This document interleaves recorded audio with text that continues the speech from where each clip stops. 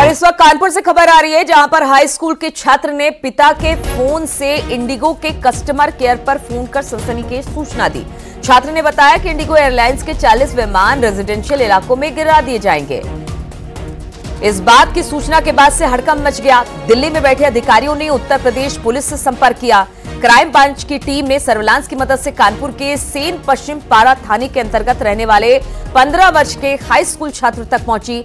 Mobile number के आधार पर पिता पुत्र से पुलिस पूछताछ कर रही है। पुलिस के मुताबिक हमास और इजराइल के झगड़े को वीडियो देखने के बाद उसके दिमाग में ये शरारत सूझी, जिसके बाद उसने एयरलाइंस के दफ्तर में फोन कर इस तरह की सूचना दी। अब पूछताछ चल रही है, लेकिन इससे काफी देर तक अफरा तफरी का माहौल रहा और पुलिस लगातार इस मामले में खोजबीन करती रही। तो कानपुर से खबर, जहां पर हाई स्कूल के एक छात्र की गलती ने सबको नचाकर रख दिया। छात्र ने पिता के फोन से इंडिगो के कस्टमर केयर पर फोन कर सनसनीखेज सूचना दी और छात्र ने बताया कि इंडिगो एयरलाइंस के 40 विमान रेजिडेंशियल इलाके में गिरा दिए गए हैं। अब पुलिस इन दोनों पिता पुत्र के पास पहुंच चुकी है, इनसे पूछताछ जारी है।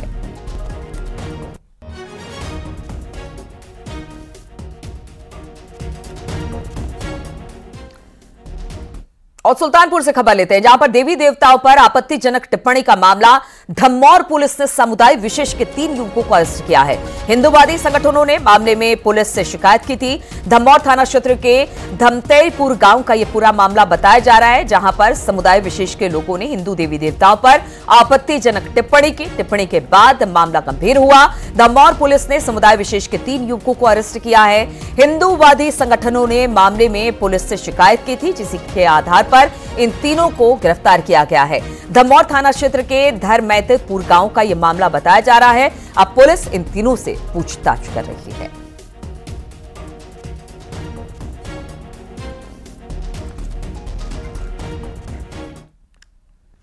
और अखिलेश यादव पहले न्योते से इनकार करते रहे, फिर वीएचपी के न्योते को स्वीकार नहीं कर पाए और जब मंदिर ट्रस्ट ने सबूत के साथ अखिलेश को न्योता भेजा तो उन्होंने न्योता ठुकराते हुए साफ कह दिया कि वो प्राण प्रतिष्ठा कार्यक्रम में नहीं जाएंगे।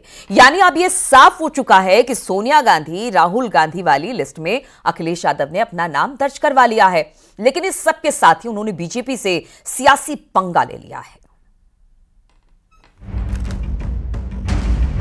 सिया राम मैं सब जग जानी, करहु प्रणाम जोरी जुग पानी।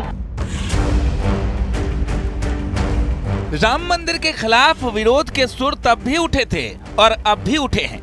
अखिलेश यादव तब भी मंदिर निर्माण के खिलाफ थे और अब भी प्राण प्रतिष्ठा के खिलाफ हैं, क्योंकि पहले विश्व हिंदू परिषद और अब मंदिर ट्रस्ट की तरफ से मिले निमंत्रण को अखिलेश यादव ने स्वीकार नहीं किया। अखिलेश यादव ने गोलमोल जवाब देते हुए लिखा, श्री राम जन्मभूमि मंदिर अयोध्या के प्राण प्रतिष्ठा समारोह के स्नेह निमंत्रण के लिए धन्यवाद देते हैं। समारोह के सकुशल संपन्न होने की हार्दिक शुभकामनाएं। हम प्राण प्रतिष्ठा समारोह के बाद सपरिवार दर्शनार्थी बनकर अवश्य आएंगे। अखिलेश यादव ने साफ शब्दों में कह दिया कि वो प्राण प्रतिष्ठा के दिन अयोध्या नहीं जाएंगे। अब अखिलेश के इस बयान पर बीजेपी हमलावर है। आपने देखा होगा, पहले प्रारंभ में उन्होंने निमंत्रण उन्हें मिला है, ऐसे वो नकारते रहे। जब राम जन्मभूमि ट्रस्ट के लोगों ने साक्ष्य रखे कि हमने भेजा है और उन्होंने उसकी रसीद भी सोशल मीडिया के माध्यम से, तो उन्होंने स्वीकार किया। तो समाजवादी पार्टी कंफ्यूज है और इनकी मानसिकता हमेशा राम की विरोधी की रही है और ये लोग हमेशा राम के अस्तित्व को नकारने वाले लोगों के साथ खड़े रहे। मुस्लिम वोटों की तुष्टीकरण के लिए जो लोग निमंत्रण नहीं ले रहे हैं या जाने से मना कर रहे हैं, आने वाले चुनाव में मुसलमानों को खुश करने के लिए कर रहे हैं। ऐसा वो अच्छा नहीं कर रहे हैं, क्योंकि भगवान राम त्रेता के हैं। ये इस्लाम 7वीं शताब्दी का है। भगवान राम त्रेता के लाखों साल के हैं। जब इस्लाम बना ही नहीं था तब के हैं, तो फिर जब इस देश में वो लोग आए तो ये हमारे साझा पुरखे हैं। राम हैं, कृष्ण हैं, नानक हैं, महावीर हैं, बुद्ध जी हैं, ये हमारे सबके साझे पुरखे हैं। दरअसल सिर्फ अखिलेश यादव ही नहीं, बल्कि इंडिया गठबंधन के तमाम दल इस प्राण प्रतिष्ठा के न्योते को ठुकरा चुके हैं। चाहे सोनिया गांधी हो या फिर ममता बनर्जी, सबने अयोध्या जाने से इनकार कर दिया है। ऐसे में विपक्ष की ये रणनीति है या फिर भूल, ये बड़ा सवाल है। ये अखिलेश यादव पूरी तरीके से कंफ्यूज हो चुके हैं और ये वोट बैंक की राजनीति के कारण से ये कुछ भी करते हैं। ये सुबह कुछ बोलते हैं, शाम को कुछ बोलते हैं। जब इनके पास में ये पहले कहते हैं कि हमारे पास में निमंत्रण मिलेगा तो हम जाएंगे, उसके बाद में जब इनको निमंत्रण मिल जाता है तो इनकी पार्टी का एक सांसद जिसके पैर कब्र में लटके हुए हैं वो कहता है क्या नाम कि वो मस्जिद शहीद कर दी गई, तो ये मंदिर जाने से मना कर देते हैं। और फिर उसके बाद में फिर जब इनकी बिरादरी इनको गरियाने लगती है तो फिर कहते हैं कि नहीं मैं मंदिर बाद में जाऊंगा। भगवान प्रभु राम की जो कड़कड़ में राम होते हैं, आपके मोबाइल में राम है, आप में राम है, आपकी आईडी में राम है, इस दीवार में राम है, तो राम के निमंत्रण की हमको न प्रतीक्षा है न आवश्यकता है। जब भगवान प्रभु राम हमें बुलाएंगे, मनोज पांडे दौड़ते नंगे पैर भगवान प्रभु राम के दर्शन को जाएंगे। हालांकि हम प्रभु राम के कृतज्ञ हैं कि हमको बहुत बार वहां दर्शन का अवसर मिला है। यानी बीजेपी प्राण प्रतिष्ठा पर जोर दे रही है तो विपक्ष की तरफ से सियासी शोर सुनाई दे रहा है। ऐसे में राम मंदिर के नाम पर अब बीजेपी बनाम इंडिया गठबंधन की जंग छिड़ गई है। लेकिन प्रभु श्री राम का आशीर्वाद किसे मिलता है, ये चुनावी परिणाम के बाद ही पता चल पाएगा। Bureau report, news 18। और लोकसभा चुनाव के हलचल के बीच राहुल गांधी की भारत न्याय यात्रा मणिपुर शुरू हो चुकी है, जिससे कांग्रेस के बड़े बड़े नेता शामिल हो रहे हैं। साथ ही कांग्रेस ने इस यात्रा के लिए इंडिया गठबंधन के सहयोगी दलों को भी शामिल होने का न्योता दिया। लेकिन बड़ा सवाल है कि क्या विपक्ष के नेता इस यात्रा से जुड़ेंगे या फिर भारत जोड़ो यात्रा की तरह ही दूरी बना लेंगे। किसानों की, मजदूरों की, छोटे दुकानदारों की, महिलाओं की, युवाओं की, और यही इस यात्रा का लक्ष्य है।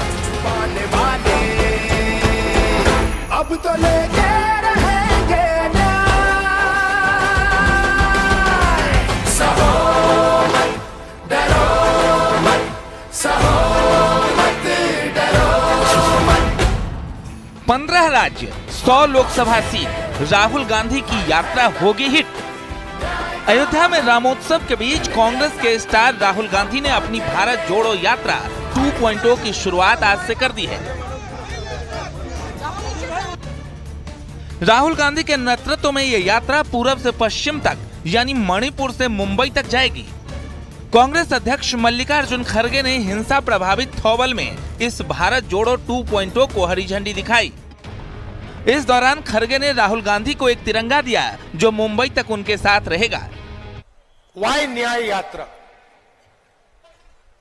Because we are going through a period of great injustice in India. हम आपको अपनी मन की बात नहीं बताना चाहते हैं, हम आपकी मन की बात सुनना चाहते हैं, आपका दर्द समझना चाहते हैं। इस यात्रा को भारत जोड़ो न्याय यात्रा नाम दिया गया है। यात्रा की शुरुआत से पहले कांग्रेस नेताओं और कार्यकर्ताओं ने मणिपुर में जातीय हिंसा के कारण मारे गए लोगों को श्रद्धांजलि भी दी, जो एक तरह से सियासी संदेश है। अभी लक्ष्य नहीं है, चुनाव में क्या होगा उसके लिए हम तैयारी अलग से कर रहे हैं। भारत जोड़ो न्याय यात्रा का मकसद एक ही है, जो वैचारिक जंग हमें लड़ना है, जो आइडियोलॉजिकल बैटल है हमारा, जो विचारधारा का मुकाबला हम कर रहे हैं बीजेपी और आरएसएस के खिलाफ, उसी को मजबूती देने के लिए भारत जोड़ो यात्रा निकाली गई है। यूं तो राहुल गांधी की यात्रा खुद एक सियासी यात्रा है, लेकिन उनकी सियासी यात्रा पर भी सियासत शुरू हो गई है। सत्ता पक्ष राहुल गांधी की इस यात्रा को फ्लॉप करार दे रहा है, जबकि विपक्ष के नेता न्याय यात्रा से काफी उत्साहित नजर आ रहे हैं।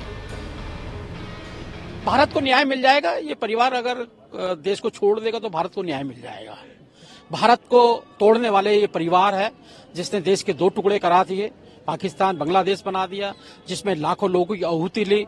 न्याय जनता मांग रही है और जनता जहां जहां न्याय कर रही है, इनका सुपड़ा साफ कर। भारत जोड़ो न्याय यात्रा, न्याय शब्द कहां से आता है?